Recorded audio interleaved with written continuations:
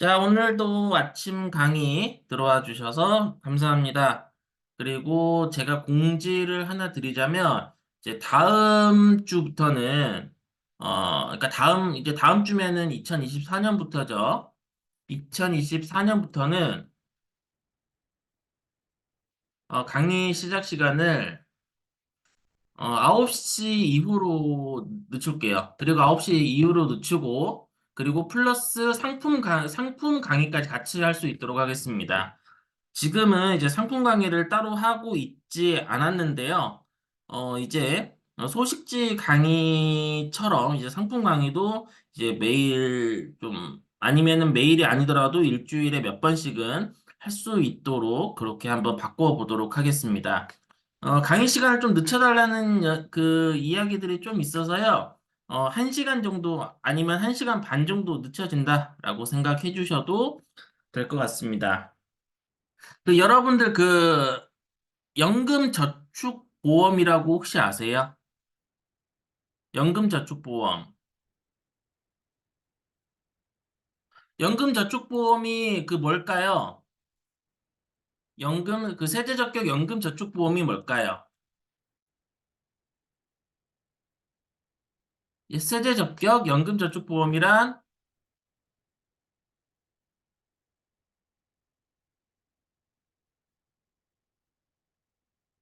뭐가 있죠? 자, 세대적격 연금저축보험이라는 거는 이제 저축을 하게 되면, 그러니까 보험금을 넣게 되면 국가에서 세금으로 일정 부분을 도와주는 것을 의미합니다. 이해되시나요? 자, 세대적격연금저축보험이란,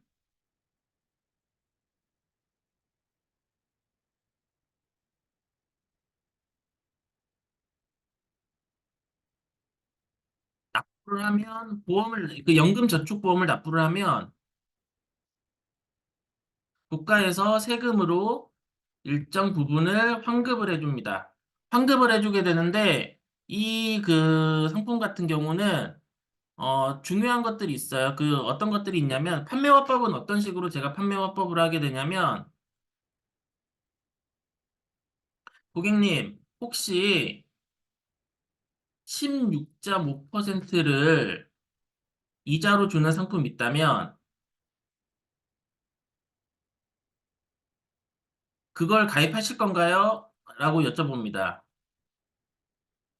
이 앞에 한마디 더 붙이죠. 요새는 금리가 올라서 5% 주는 상품들이, 5%를 주는 예금 적금 상품들이 있는데, 고객님 혹시 16.5%를 이자로 주는 상품이 있다면 가입하실 건가요? 제가 이렇게 말씀드립니다. 그러면 고객님들은 대부분 어떻게 얘기를 하냐면, 네, 가입하죠. 이렇게 하면은 지금 그런 상품이 있는데 고객님께서는 가입하지 않고 계실 거예요. 그러면 고객이, 네, 그런 게 있어요? 이렇게 물어봅니다. 이게 어떤 상품이냐면 16.5%를 이자가 아니라 세금으로 돌려주는 상품이에요. 연금저축보험 상품이 그렇습니다. 제가 이런 식으로 그 이야기를 하면서 이제 세대적격 연금 저축에 대해서 이야기를 하게 되는 거예요. 이야기를 시작을 해서 이제 그 세대적격 연금 저축에 대해서 이제 말씀을 드리는데, 지금은 납입한도가 원래 400만 원이었는데 올해 600만 원까지 올라갔습니다.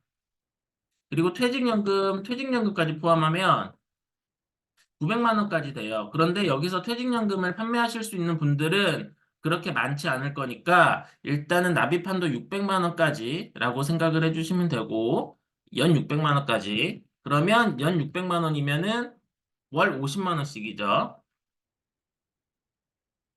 세금 공제를 받으실 수 있습니다. 그러면 이게 세금 공제가 어떻게 받을 수 있냐면, 그, 어떻게 하면 받을 수 있을까요? 세금 공제를. 세금 공제를 받는 방법.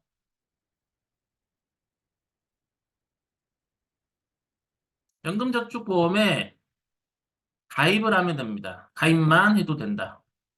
그러면 나중에 이제 홈택스에서 이제 그 간편하게 이제 세액공제를 하는 그 페이지가 있죠. 그러면은 그 페이지에서 연금저축보험을 딱 클릭하게 되면은 나오는 겁니다. 그 사진 한번 보여드릴게요. 여러분들 이런 화면 많이 보셨을 텐데 그 여기서 혹시 그 한 번도 단 한 번도 소득공제를 그 연말정산 안 해보신 분 없으시죠? 연말정산을 하게 되면은 여기 보면은 개인연금저축, 개인연금계좌 이렇게 금액이 나옵니다. 요 금액은 보험에 가입되어 있어서 납입을 하면 클릭하게 되면 예를 들어서 한 달에 50만 원씩 납부를 하시게 되면 여기 600만 원 이렇게 딱 찍힐 거예요. 그러면 이걸 가지고 이제 나중에 이제 연말정산에 활용하시면 되시고 이제 고객님들 나중에 이제 고객님들 직접 만나보게 되면 휴대폰으로도 볼 수 있거든요. 홈택스 앱을 설치해서 시간이 좀 됐을 때 앱을 설치해서 고객님의 연금저축으로 이 연금저축 세액공제가 없으면 연금저축 항목이 0이면 무조건 한 번은 말을 해봐야 돼요.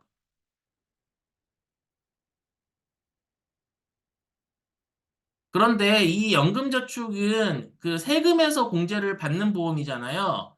그러니까 일단은 그 이 무조건이란 말에 앞에 한번 그 이야기가 들어가야 될 것 같아요. 세금을 내는 고객님들이라면 무조건 한 번은 이야기를 해봐야 됩니다. 무조건 한 번은 이야기를 해보셔야 되시고, 그러니까 세금을 내지 않는 분들한테는 굳이 이 이야기를 하실 필요가 없어요.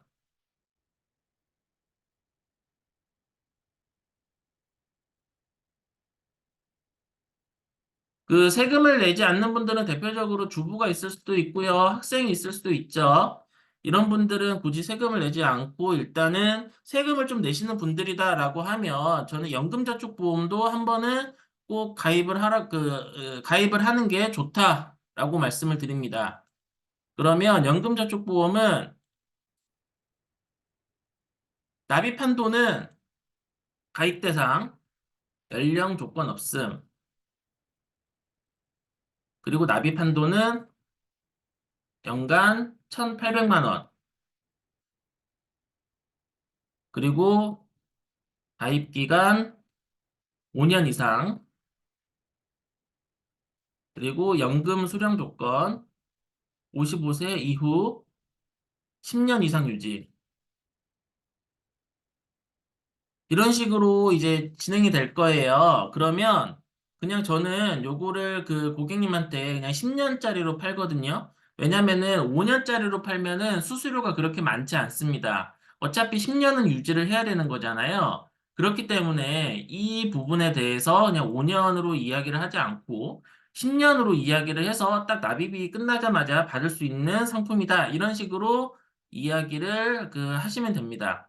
그런데 이제 제가 아까 말씀드렸던 부분하고 좀 달라지는 부분이 뭐가 있을까요?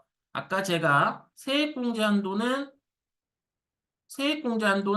1년에 600만 원이라고 말씀드렸죠. 그러면 600만 원이 넘어가는 거는 연간 1,200만 원에 대해서는 1,800만 원을 넣었을 때 1,200만 원은 세액공제가 없습니다. 그래서 이 상품은 연간 1,800만 원까지는 가입하실 필요가 그렇게 크지는 않을 거예요. 왜냐하면 이 상품은 세금을 가지고 그 세금을 좀 떼어 먹으려고 하는 그런 상품이기 때문에 그런 부분에 대해서는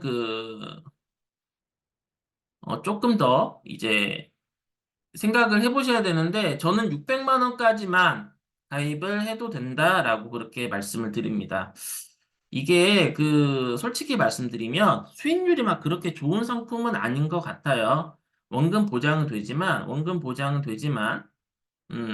이 부분이 조금 좀 세액공제를 1,800만 원까지 해주지 않는다는 거, 요거는 알고 계시면 되실 것 같고요. 그리고, 납입한돈 600만 원인데, 총 급여액이 5,500만 원 이하, 그리고 종합소득 금액은 4,500만 원 이하였을 때는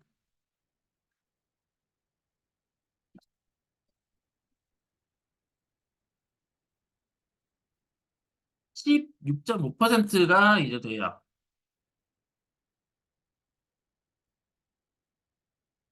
잠깐만 좀 중단할게요. 잠깐만 화장실 좀 갔다 올게요.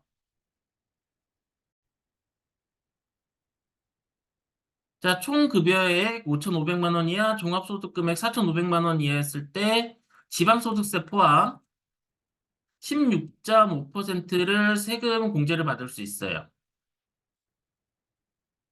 그런데 총 급여액이 이걸 초과한다. 위 금액을 초과했을 때 13.2%를 세금 공제를 받을 수 있습니다. 받을 수 있는데 이게 인터넷에 보면은 검색을 해보시면은 15%, 12% 이렇게 나와 있는 글들도 있거든요. 이거는 지방소득세를 포함하지 않은 금액입니다. 그렇기 때문에 지방소득세까지 포함해서 이제 16.5%를 이야기를 해주시면 좋으실 것 같고, 15, 12 여기에서 곱하기 1.1 곱하기 1.1 이렇게 계산을 해주시면 돼요. 지방소득세는 10, 이제 0.1, 그러니까 10% 정도가 붙으니까 그 부분에 대해서는 이제 이렇게 고객님들한테 설명을 해주시면 됩니다. 그러면, 이게 이렇게 이제 16.5%를 이제, 아껴준다라고 하면, 대충 계산을 해보면은, 이제 600만 원 한도면은 대충 100만 원 정도가 나와요. 600 곱하기 16.5%니까 0.165, 16.5%라면 99만 원 나오죠? 그냥 대략적으로 그냥 100만 원 이야기를 해도 되실 것 같고, 그리고 600만 원일 때 곱하기 0.132, 13.2%를 했을 때는 79만 원, 약 80만 원 정도 이제 세금으로 돌려받는 겁니다. 그러면 이게 나중에 이제 16.5%를 세액공제를 받았을 때 16.5% 세액공제를 받았을 때, 세액공제를 받았을 때, 100만 원 정도 받을 수 있으니까 이게 굉장한 이득인데, 이 16.5% 말고 추가로 더 받는 게 뭐죠?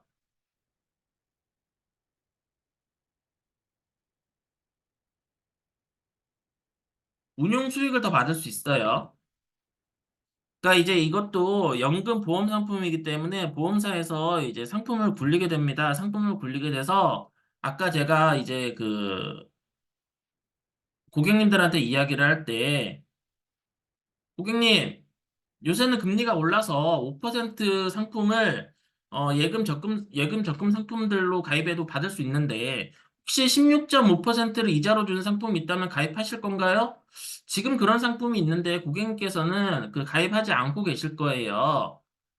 16.5%를 세금으로 돌려주는 상품이 있는데 연금저축보험 상품이 그렇습니다. 그런데 16.5%만 돌려주는 게 아니고 추가로 운용 수익까지 받을 수 있는데 운용 수익은 나중에 어떻게 될지 정확하게 모르니까 일단 16.5% 확정된 것만 제가 말씀을 드릴게요. 추가로 받는 거는 보너스라고 생각을 하세요. 라고 저는 그렇게 화법을 이야기를 합니다.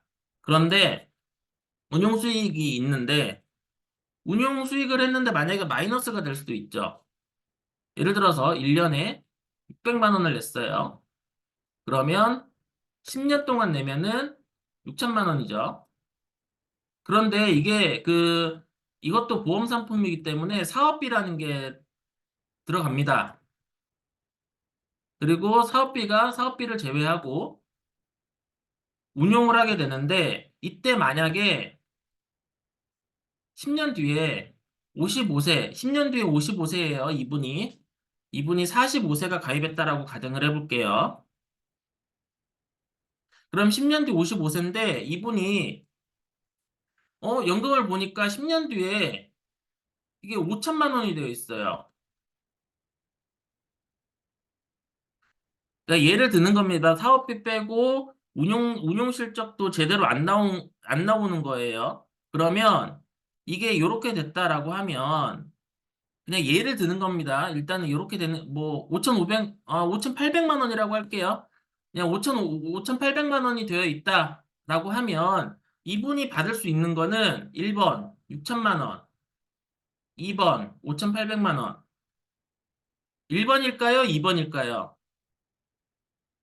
이제 사업비도 떼고 운용을 하는데 10년 뒤에 이게 6천만 원이 아니고 이자도 없고 5,800만 원이 되어 있다. 라고 하면 이때 6천만 원을 받을까요? 5,800만 원을 받을까요?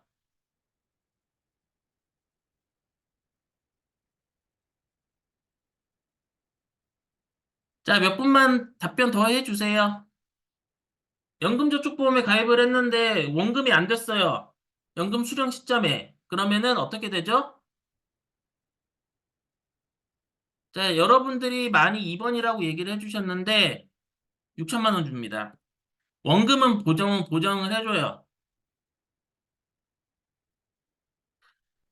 그래서 이 상품을 가입할 때 저는 45세가 넘는 분들은 제가 어떻게 말씀드리냐면 45세가 넘는 분들은 화법이 또 있어요. 화법은 10년 동안 납입하시고 10년 뒤에 바로 찾아가세요. 최소한 원금은 보장되고 운이 좋으면 그냥 운이 좋으면이라고 얘기했는데 그냥 사실상 그 더 이제 운이 좋으면 아니면은 추가로 보너스로 이 그 추가적인 수익을 더 가져갈 수 있습니다. 보너스로 운용 수익을 가져갈 수 있습니다. 이렇게 말씀을 드립니다. 그러니까 이 연금저축 보험을 실제로 판매를 해보니까 그러니까 40대 이후부터 잘 팔리기 시작해요. 20대, 30대들은 거의 없습니다. 거의 없어요. 왜냐하면 제가 이제 판매를 해보니까 뭐 이야기는 해봐요. 이야기는 해보는데 이제 무슨 경우가 발생이 되냐면 어? 이 뭐 25이에요. 25세 가입하고 35세에 납입이 끝나는데 20년 뒤에 받아요? 저 가입 안 할래요. 이렇게 돼요. 그런데 45세가 넘어가시는 분들은 10년 동안 납입하시고 10년 뒤에 바로 찾아가세요. 이렇게 말씀을 드리잖아요. 그러면 45세가 넘는 분들은 그래도 조금 가입하시는 분들이 있습니다. 그리고 20, 30대에 가입하시는 분들은 재테크에 대해서 뭔가를 아시는 분이에요. 좀 깨어있는 분들을 가입하는데 이 나이에는 돈도 없고 이 세금에 대해서 좀 깨어있기가 좀 힘든 것 같더라고요. 그래서 30대는 만약에 안 한다라고 그러면은 굳이 설득할 필요는 없을 것 같습니다.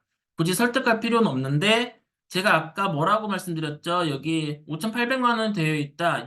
그래도 6천만 원을 준다라고 하는데 이거를 그러면은 1번 일시금으로 받을 수 있다. 2번 연금으로만 받아야 된다. 이제 특별한 사정이 없을 때 1번 일시금으로만 받을 수 있다. 그러니까 일시금으로 받을 수 있다. 2번 연금으로만 받아야 된다. 1번, 2번 뭘까요?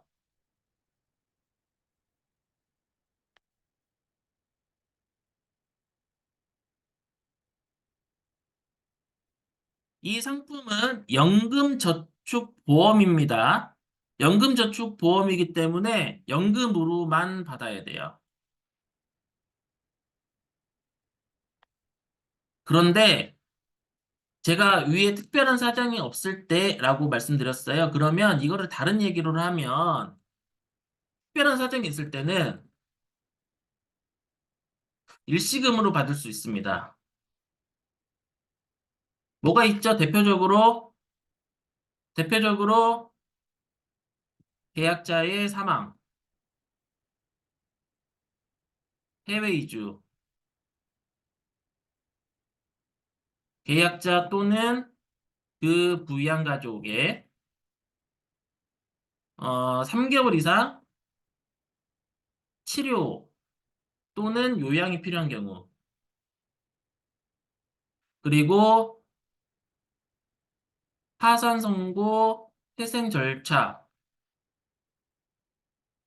그리고 금융회사 영업 정지, 영업 취소, 파산 선고, 그리고 이제 천재지변도 있는데 천재지변은 어, 그렇게 많지 않고요. 뭐 천재지변도 일단 적어 놓을게요. 천재지변으로 인해서 이제 한다라는 거는 그렇게 쉽지 않을 것 같고 일단은 요 위에 이제 그 두 가지 경우가 이제 제일 많이 하는 거고요. 지금 그 답변에 집 마련이라고 나와 있는데 부동산을 해서 이게 받을 수 있는 건 아닐 거예요.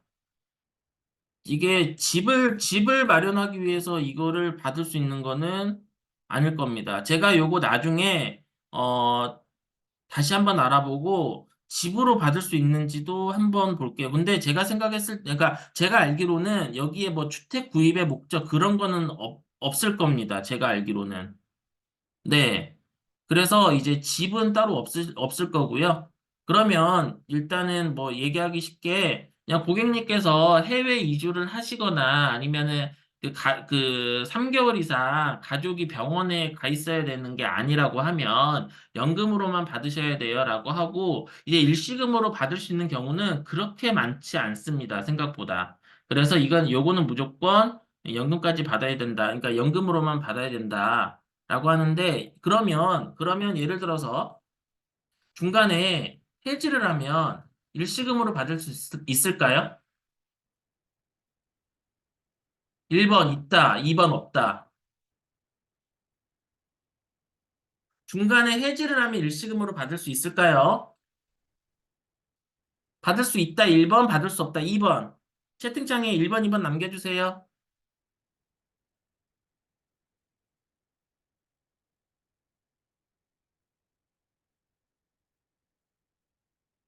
자, 지금 1번이 더 맞는데, 이게 받을 수 있습니다. 받을 수 있는데, 특별한 사정이 없다라고 하면, 특별한 사정이 없을 때는 세금을 내고 돌려받아야 돼요. 그러면 이때 내야 되는 세금은 뭘까요? 그러니까 연금에서 그러니까 그 세액공제를 받았으니까 세액공제 받은 만큼 세금을 토해낸다, 라고 고객들한테 설명을 하는데, 정확히는 이게 그 기타 소득세로 들어갑니다. 기타 소득세 적용, 이렇게 되는데, 그러면 아까 제가 그 부득이한 사유로 인정이 되는 경우는, 그러니까 제가 아까 저기 그 특별한 사정이 인정되는 경우는 사정으로 인했을 때는 3.3%에서 5.5%의 세율이 부과가 돼요. 그러면 이 세율이 된다라고 하면 일단 그 16.5% 그리고 13.2%를 돌려받았을 때보다는 훨씬 더 적게 내죠. 자, 그러면 아까 이제 다시 한번 말씀드릴게요. 근데 이제 그런 경우가 아니다라고 하면 총 급여의 5,500만 원 이하였을 때는 16.5%를 세액공제로 받는다라고 말씀드렸죠. 그리고 총 급여액 5,500만 원 초과, 그리고 종합소득 금액 4,500만 원 초과, 이렇게 됐을 때는 세액공제를 13.2% 세액공제를 받아요. 그러면, 자, 문제입니다. 중간에, 중간에, 개인적인 사정으로 해지를 하게 되었을 때 내야 되는 기타 소득세는 얼마일까요? 기타 소득세는 얼마일까요? 자, 1번 13.2%, 2번 16.5%, 3번 내가 세액공제 받았던 금액 전액. 뭘까요? 1번, 2번, 3번.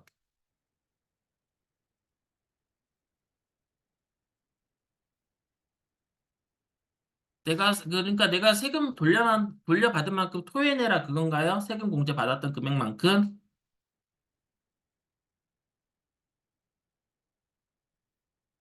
네, 정답은 2번입니다.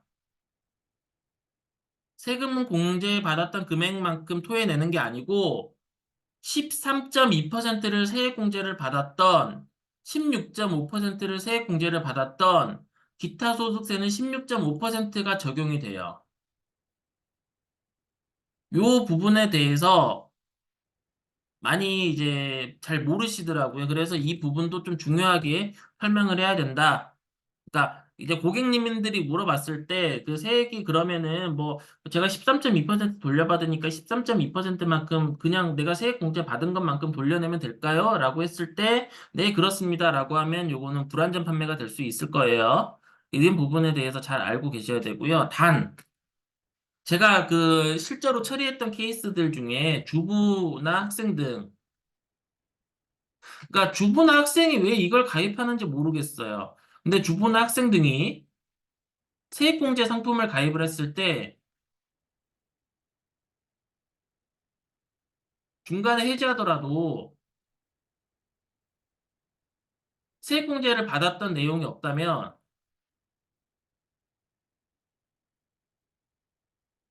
기타 소득세 없이 해지연금을 주더라고요. 제가 이거는 실제로 처리를 해보기 전까지 몰랐는데, 제가 그 상품 이제 고객님들 증권을 보면서, 고객님 주부신데 지금 이거 가입하신 지 5년 되셨는데 그동안 세금 돌려받으신 거 있으세요? 라고 하니까, 아니, 나는 세금도 낸 것도 없고, 어쩌고, 이걸 내가 왜 가입했대? 라고 했을 때 제가 뭐라고 처음에 제가 몰랐을 때 뭐라 말씀드렸냐면, 이게, 예를 들어서, 이게 해지연금이 1,000만 원이니까, 그러니까 그 납입 금액이 1,000만 원이니까, 약 1,000만 원이니까, 16.5% 정도를 제외하면, 약 한 3, 4만 원 정도 받을 것 같아요. 아니, 약 830만 원, 840만 원 정도 받으실 것 같아요. 이렇게 말씀을 드렸습니다. 이렇게 말씀을 드렸는데, 이제 고객님 입장에서는 이게 제가 이제 일 처리를 할 때 이게 내 일이 되는 거랑 이제 고객님의 일이 될 때랑은 다르더라고요. 제가 자동차 보험을 그 남들보다 많이 알고 있는 것도 제 사고를 처리를 해보다가 알게 된 것들도 있거든요. 그런데 이제 고객님이 이게 너무 억울한 거예요. 그 한 170만 원, 거의 200만 원 돈 가까이 되는 돈을 이제 없어진다라고 생각을 하니까. 근데 제가 요거를 이제 실무적으로는 요게 적용된다는 걸 알았어요. 세액공제 상품을 가입했을 때 중간에 해지를 하더라도 세액공제를 받았던 내용이 없다면 기타 소득세 없이 환급금이 지급 가능한 걸 제가 확인했었습니다. 확인했었는데 이거는 그러니까 그 저기 세무서 가서 서류를 떼서 입증을 하니까 그거는 해지환급금 그대로 돌려받았던 케이스가 있어요. 그래서 이런 부분은 많이 발생하는 케이스는 아닐 건데 그래도 알고는 계셔야 되는 케이스다라고 생각해서 말씀을 드리겠습니다. 그러면 여러분들 그 연금저축보험 50만 원을 판매를 했다고 라고 했을 때 이때 그 이제 우리가 중요한 거, 수수료 얼마 받을까요? 수수료는 얼마 받을까요?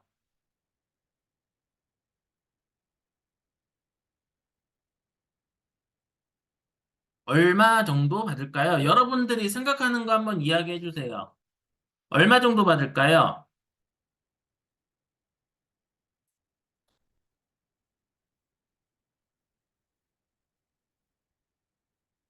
제가 보여드릴게요. 지금 제가 보여드리는 수수료는 여러분들이 받는 수수료와는 좀 차이가 있을 수 있습니다. 그 이제 오버라이딩이라고 그래서 이제 관리자가 가져가는 것도 있고 이제 회사가 가져가는 것도 있고 하는데 제가 그 수수료표 여러분들 그 일하실 때 꼭 수수료표를 꼭 보셔야 돼요. 수수료표를 보셔야 되는데 이제 수수료표를 안 보시는 분들이 많더라고요. 자, 그러면은 제가 그 연금저축보험 상품이 그 수수료를 지금 많이 팔았던 게 IBK 그리고 그러니까 제가 팔았던 거 말씀드리는 거예요. 한화생명 그리고 어디였지? ABL. 그러면은 어디 볼까요? 세 군데 중에서 어디 먼저 볼까요? KDB도 고객님이 이 얘기해서 한번 판 적은 있어요. 어디부터 볼까요? ABL부터 볼까요? 자, ABL, ABL. ABL에 여기 보면은 연금저축 나이스 플랜 보험이라고 있습니다. 글자 보이세요?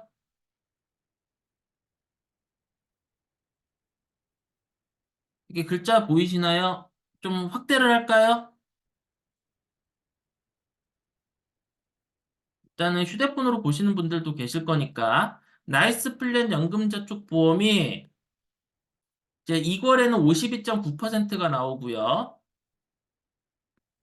그리고 총 수수료는 2000년, 3000년, 2000년, 3000년까지 해서 94.9%가 나옵니다.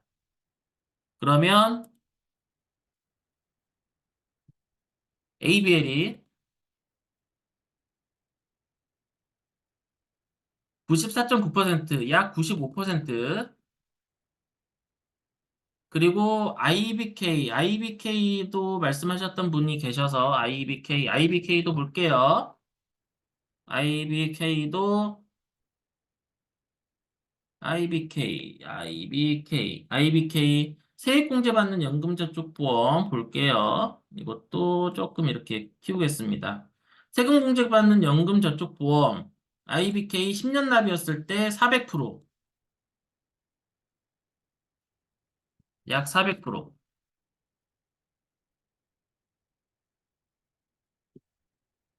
자, 제가 말씀드리고자 하는 이야기는 뭐냐면 하나생명도 볼게요. 제가 하나생명을 가장 많이 팔았어요. 하나생명도 한번 볼게요. 하나생명도 보면은 하나생명. 제가 이렇게 그 뭐지? 이미 선택이 돼 있다는 거는 제가 강의하기 전에 한번 찾아놨다는 거예요. 그 한화생명에서는 하이드림 연금이 이제 세액공제 상품인데 이것도 399.7%니까 약 400%라고 해도 되겠죠. 그리고 KDB도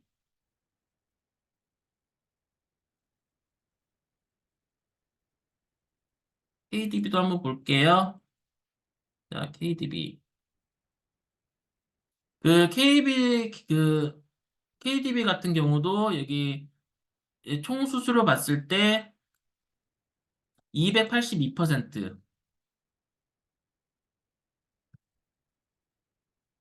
약 280%라고 할게요. 자, 그러면은 제가 요거를 왜 말씀드릴까요?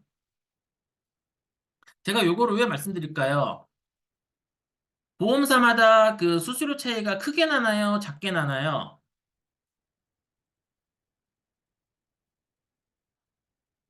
크게 나죠? 이게 그 제가 지금은 아니고 예전에 제가 전에 모든 보험사 그 연금저축 상품을 비교를 해본 적이 있어요. 그런데 그때는 10%에서 400%까지 있더라고요. 그러면 10%에서 400%면 40배 가까이 차이가 날 수, 40배 가까이 차이가 날 수 있습니다. 그러면 이 10% 주는 회사는 팔면 안 되는 회사예요.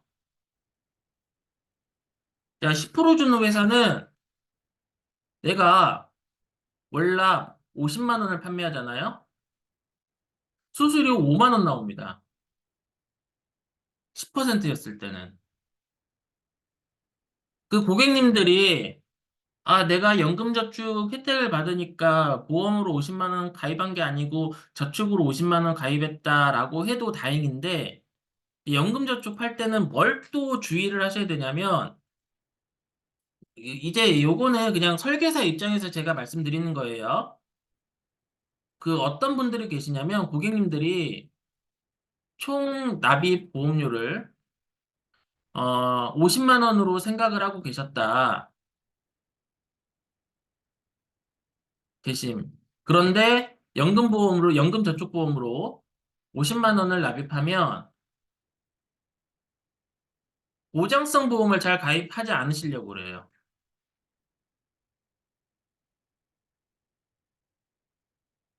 자, 그러면은 고객님이 이거 제가 이제 그 실전에서 겪어보고 여러분들한테 말씀드리는 겁니다. 한 50만 원 정도 이제 한 생각하고 계세요. 근데 저는 어떻게 생각을 했냐면 이게 나중에 다 돌려받는 돈이잖아요. 나중에 연금 형식으로. 연금 형식으로 돌려받는데 가장 빨리 돌려받으면 5년 이내에 다 그러니까 5년 이내에 돌려받을 수 있습니다. 그러니까 5년 동안 연금을 돌려받는 거예요. 그래서 저는 이걸 보험료라고 생각을 하지 않고, 고객님, 그러면은 이번에 50만 원 가입하고 그 며칠 뒤에 갔어요. 전에 얘기하셨던 암보험, 간병보험, 그리고 제가 이런 것들 설계 잘해서 가져왔습니다. 라고 이야기를 하니까 고객님께서 뭐라고 하냐면, 그때 창현 씨가 50만 원 가입하라고 그래서 가입했잖아. 라고 이야기를 하고 끝내버리는 거예요. 추가적으로 보험을 못 받았습니다. 그래서 이런 부분은 이제 그 실무적으로 이제 해 보시다 보면은 좀 잘 판단을 해 주셔야 돼요. 자, 그러면 이게 제가 400%였을 때는 내가 월납 50만 원을 판매하면 수수료가 얼마죠? 400만 원이니까 4배죠. 이때는 수수료가 200만 원입니다. 이게 수수료 차이 크게 납니다. 수수료 차이 굉장히 크게 나요. 그리고 제가 아까 봤던 ABL, IBK, 한화생명, KDB도 이렇게 차이가 난다. 그래서 제가 한화생명으로 팔라라고 말씀을 드렸거든요. 근데 제가 오늘 강의를 준비를 하면서 IBK가 수수료율이 많이 올라왔어요. 올 초까지만 해도 IBK가 이렇게 수수료율이 높지 않았거든요. 그런데 최근에 이제 이거 강의 준비하려고 표를 보니까 IBK 수수료가 상당히 좋습니다. IBK 수수료가 상당히 좋은데 솔직히 말씀드리면 제가 그동안 IBK가 좋은 걸 알고 있으면서도 한화생명으로 팔았어요. 왜 그랬을까요? 우리도 이제 돈을 벌고서 이제 돈을 벌어야 되는 사람이잖아요. 그런데 이 금액을 팔고 나서 수수료를 얼마 못 받으면 안 되잖아요. 그래서 우리 지금까지는 제일 많이 주는 보험이 한화생명보험이었고요. 한화생명보험의 이 400%는 어 변액연금은 좀 수수료 적게 주는 회사가 한 400%거든요. 그러니까 그 변액저축을 파는 만큼 이제 수수료를 받을 수 있었어요. 물론 이제 변액연금도 이제 그 수수료가 좋은 회사는 400% 훨씬 넘어가죠. 일단은 그러니까 그걸 차치하고 나서라도 그 400%라는 수수료면은 연금치고는 그렇게 나쁜 상품이 아닌데 세액공제도 받는 상품입니다. 그리고 제가 옛날에 그 한금서를 그 옛날에 이직을 하려고 생각했던 적이 있어요. 근데 한금서에서도 이 400%는 안 줍니다. 한금서 한 300 몇 프로 나올 거예요. 그러니까 GA가 이런 쪽은 조금 아니, 하나금융에서 보다도 더 많이 나오거든요. 그래서, 원수사보다도 좀 GA가 조금 더 많이 나오는 이런 상품들이 있더라고요. 자, KB생명 연금 상품도 괜찮던데요. 라고 해서 한번 KB연금도 한번 볼게요. 뭐, 표 있으니까 그냥 보면 되죠. KB. 표 한번 볼게요.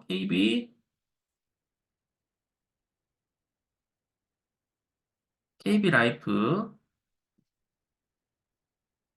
연금 볼까요? 연금. 연금저축보험, 연금이 아마 요게 세액공제가 되는 걸 건데, 10년 납이었을 때 334. 나쁘진 않아요. 나쁘진 않는데, 제가 그 말씀을 드리고자 하는 건 뭐였냐면, 이제 보험 담보화에서 세제 적격 상품을 비교를 해봤어요. 근데 IBK가 좋습니다. IBK가 월등하게 좋아요. 그래서 이제 앞으로는 이제 여러분들도 그 지점에서 한번 확인을 해보셔야 돼요. 저는 이제 앞으로는 뭐라고 말씀드리냐면은 IBK 상품으로 팔 때 예전에 강의를 했었을 때 제가 어떻게 강의를 했냐면은 고객님을 생각해서 수당을 포기하면 IBK로 하시고 여러분들을 생각해서 수당을 받으려면 하나생명으로 하세요라고 말씀드렸는데 지금은 고객님 그리고 설계사 모두에게 좋은 세제적격연금은 하나생명이다. 이렇게 말씀드리면 될 것 같습니다. 아니야, 하나생명이 아니고 IBK다. 그동안은 제가 하나생명을 팔면서 IBK가 좋은 걸 알았는데 이제 수수료 때문에 안 팔았던 것도 있었거든요. 그래서 이런 부분에 대해서 이제 그 지휘 쪽에 계시는 분들은 IBK가 더 나을 수 있을 것 같고, 그리고 중요한 게 뭐냐면, GA 회사별, 그리고 직급별, 수수료는 다를 수 있습니다. 이거 꼭 알아보셔서 여러분들 상품을 파실 때, 얼마 정도 나오는지는 알고 계셔야 돼요.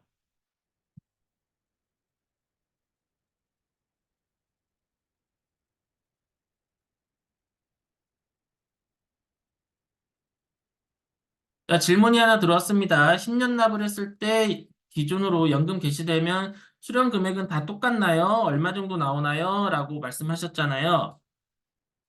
그러면은 이 수령 금액이 다 똑같나요? 라고 물어보셨던 거는 그 회사별로 다 똑같냐고 물어보시는 거예요? 회사마다? 자, 이게 두 가지가 앞에 있어야 됩니다. 옆에 언제 가입했는지도 중요하고요. 언제 가입했는지가 없고요. 그리고 10년 납입했을 때 언제 찾는지도 중요해요.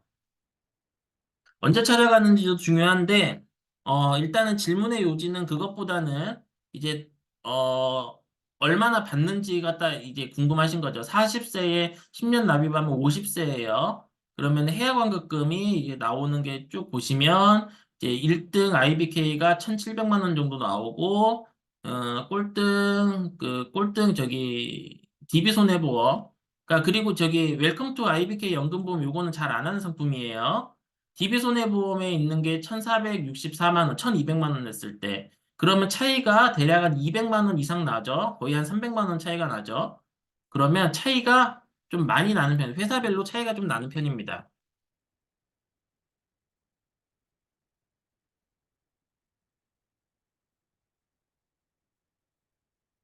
회사별로 차이가 나고요. 현재 기준으로 봤을 때 IBK가 가장 많이 나와요.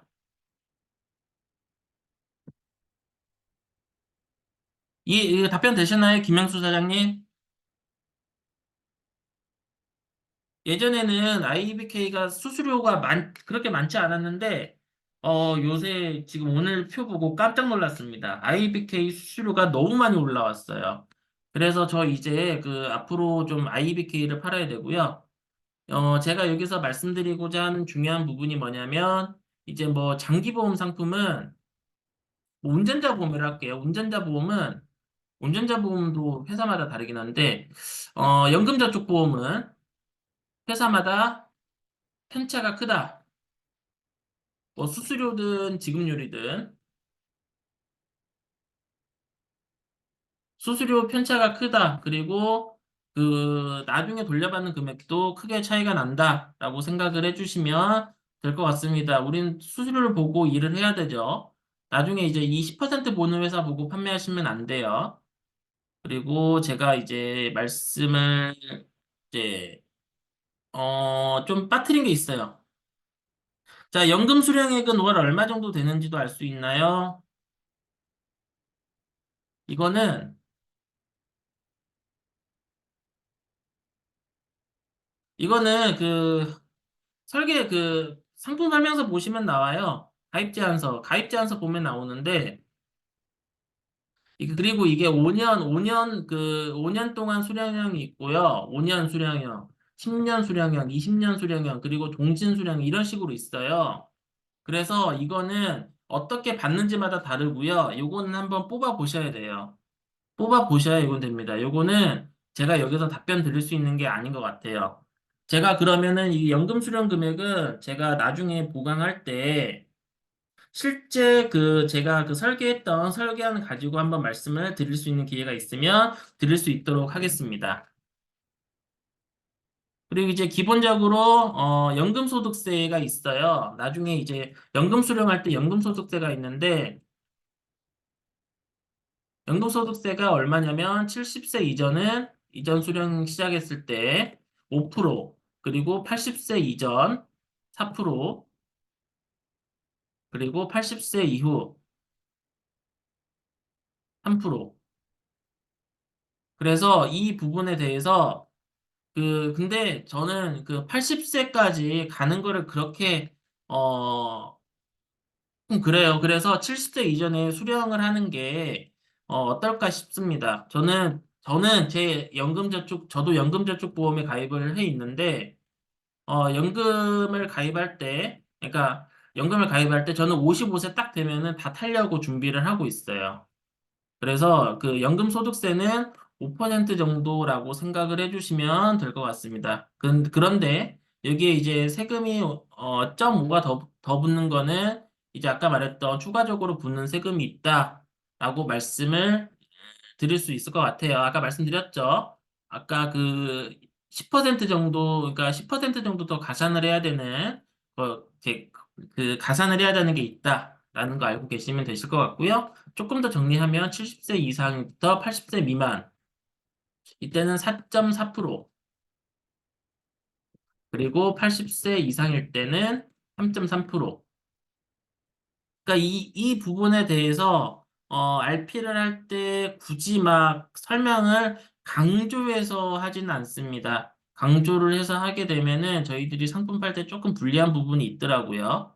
그리고 안 다뤘던 부분을 한번 쭉 볼게요. 오늘 얘기를 해야 되는데 안 다뤘던 부분. 그리고 그러니까 세제 적격 연금이 세제 적격 상품이 세 가지가 있습니다. 그리고 보험회사는 연금저축보험이 있고요. 그리고 은행은 연금저축신탁이라고 있어요. 그리고 금융투자회사는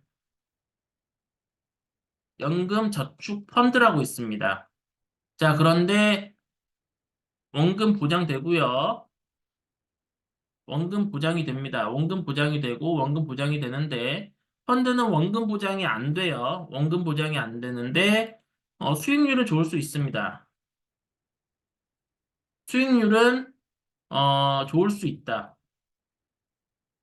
그런데 수익이 나빠지면은 원금 손실이 발생할 수도 있어요. 그래서 금융투자회사의 연금저축펀드는 이제 여러분들이 연금저축펀드를 판매하실 수 있는 분들은 많지 않을 건데 지금 강의를 듣고 계시는 분 중에서 이제 김성수 사장님이 연금저축 펀드를 많이 팔 거예요. 그래서 그 김성수 지사장님께서는 연금저축 펀드도 굉장히 중요하다라고 생각을 하는데, 일단은 거기까지 가려면 굉장한 고수가 돼야 될 것 같습니다. 김성수 지사장님은, 웬만한 고수 수준을 좀 뛰어넘으신 분이거든요. 그래서 일단은 지금은 보험회사, 연금저축보험, 이게 이제 있다. 그리고 나머지는 이제 은행이나 금융투자회사가 있다 정도만 알고 계시면 되는데, 이제 고객님께서 물어보세요. 은행에다가 넣는 게 낫지 않을까요? 라고 물어봤을 때 뭐라고 대답하시면 돼요, 이때. 은행에 넣게 되면 뭐 사업비 어쩌고 저쩌고 뭐 그렇게 말씀하시는 고객님들이 잘 없지만 있을 수 있어요. 그러면 어떻게 하면 좋을까요? 지금은 은행에서 판매하지 않습니다. 그래서 세제 혜택은 똑같아요. 은행도 세제가 있는데, 그래서 보험으로 하시면 원금 보장이 됩니다. 펀드를 하시려면 증권사로 가시면 되는데, 원금 보장이 되는 게 이거는 노후를 위한 거잖아요. 그래서 저는 연금 보험으로 하시는 게, 연금 저축 보험으로 하시는 거를 추천드립니다. 이렇게 말씀을 드려요. 이렇게 말씀을 드리고 저는 판매를 합니다. 제가 말씀드리는 게 정답은 아닐 수 있어요. 저는 이런 식으로 한다라는 정도만 이제 알고 계시면 좋으실 것 같습니다. 지금까지 연금저축보험에 대해서 다뤄봤고요. 이제 암내심에 대해서 이제 조금 다뤄볼 건데, 이 연금저축보험에 대해서 지금까지 말씀드렸던 부분 중에 혹시 궁금한 거 있으실까요?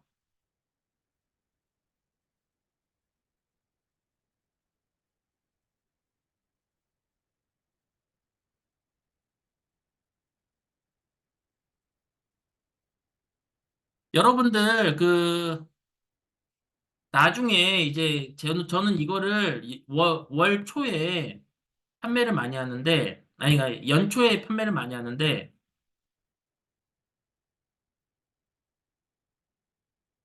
요새는 휴대폰으로 홈택스 볼 수 있어요. 연초에 휴대폰으로 홈택스를 볼 수 있는데, 근데 여기에서 아까 제가 그 보여드렸던 표 있죠? 이제 휴대폰은 조금 다르게 나올 건데, 휴대폰도 보입니다. 제가 아까 보여드렸던 표 요거 있죠? 요거 보면은, 여기 보셔서, 연금저축 연금계좌 여기 0이라고 돼 있으면은 고객님 이번에 100만 원 손해 보셨네요 라고 이야기를 하면서 접근을 하셔도 되는 겁니다. 그래서 연초에 좀 많이 좀 저는 판매를 하는 편이에요. 그래서 휴대폰으로 홈택스를 봐서 연금저축보험이 0이라고 되어 있으면 꼭 그 RP를 한번 해보도록 하세요. 단 이제 아까도 말씀드렸지만 이제 뭐 월급을 받는 분들, 그러니까 세금을 내시는 분들에게 이제 하셔야 되고요. 김영수 사장님께서 질문 드렸습니다. 환급률도 비슷할까요? 회사별로 차이가 있습니다. 상품별 차이가 있습니다. 제가 아까 이거는 표 보면서 말씀드렸죠. 건강보험료에 반영되나요? 이자소득이 건강보험료, 연금저축. 한번 요거는 검색 한번 해볼게요.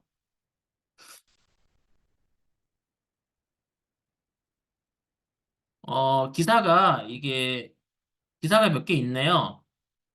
제가 기사 한번 띄워서 한번 보여드릴게요.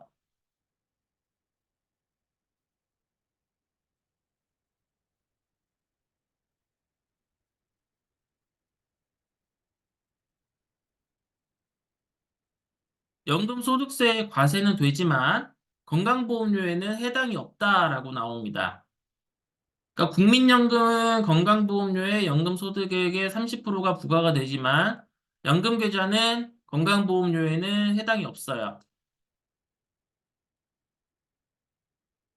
자, 이거 표를 한번 크게 한번 해드릴게요. 제가 이 질문은 처음 받아보는 질문이라서 저도 이제, 한번 이제 표를 봤는데, 국민연금은 건강보험료에 반영이 됩니다. 국민연금은. 그런데 연금계좌는 세금 공제를 받았다라고 하더라도 해당이 없어요.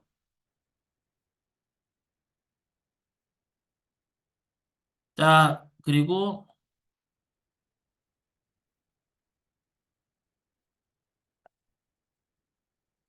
자, 보너스 운용 수익이 어떤 거죠? 라고 지금 질문 들어왔습니다. 그러니까 보너스로 운용 수익을 받으실 수도 있어요. 라고 제가 화법을 한다라고 말씀드렸죠. 보너스로 운용 수익을 받을 수도 있어요. 라고 말씀드렸는데, 제가 아까 뭐라고 말씀드렸냐면, 100%가 안 된다면 100%를 준다라고 되어 있죠. 그러니까 예를 들어서, 만약에 그 95%가 됐어요. 95%였을 때, 100%를 준다는 얘기예요. 이게 연금저축이라서 막 그렇게 공격적인 투자를 하는 게 아니기 때문에 막 이게 막 80%막 70% 이렇게까지는 안 갑니다. 그런데 이제 굴리다 보면은 100%가 넘어갈 수도 있죠. 100%가 넘어가면 100% 넘어간 걸 줍니다. 그러니까 예를 들어서 이게 120%가 됐을 때 120%였으면 120%를 주는 거예요. 이해되시나요? 120%였으면은 120%를 주는 거니까 제가 아까 100%를 받아도 세금에서 16.5%를 돌려받는데 120%를 받게 되면 세금에서 받는 것 외에 120%를 받는다. 그러니까 20%를 추가로 받는다. 이 개념으로 생각을 해주시면 될 것 같아요. 이해되시나요? 황수빈 사장님? 네. 자, 잠깐만요. 황금률도 비슷할까요? 종신이랑 비교했을 때라고 말씀하셨어요. 아, 황금률도 비슷할까? 요거는 회사별로 다르다라고, 그러니까 회사라도 회사별로 다르기도 하지만, 종신이랑 비교했을 때는 저는 종신보다는 연금저축보험 황금률이 좋습니다. 근데 황금률이라는 거는 연금으로 수령했을 땐 좋아요. 그런데 중간에 이제 해지 환급을 받게 되면 연금저축은 안 좋습니다. 왜냐하면 아까 말씀드렸듯이 기타 소득세가 붙기 때문이에요. 자, 요거 이제 답변을 제가 다시 한번 해드리고, 네, 중간에 나가 주셔도 됩니다. 이제 거의 다 끝났고요. 이제 암내심 잠깐 하려고 했는데 암내심도 시간이 조금 걸릴 것 같아요. 오늘도 분량 조절을 실패를 한 것 같습니다. 그리고 제가 여기서 일단 녹화는 종료하고요. 제가 조금 더 말씀을 드릴게요.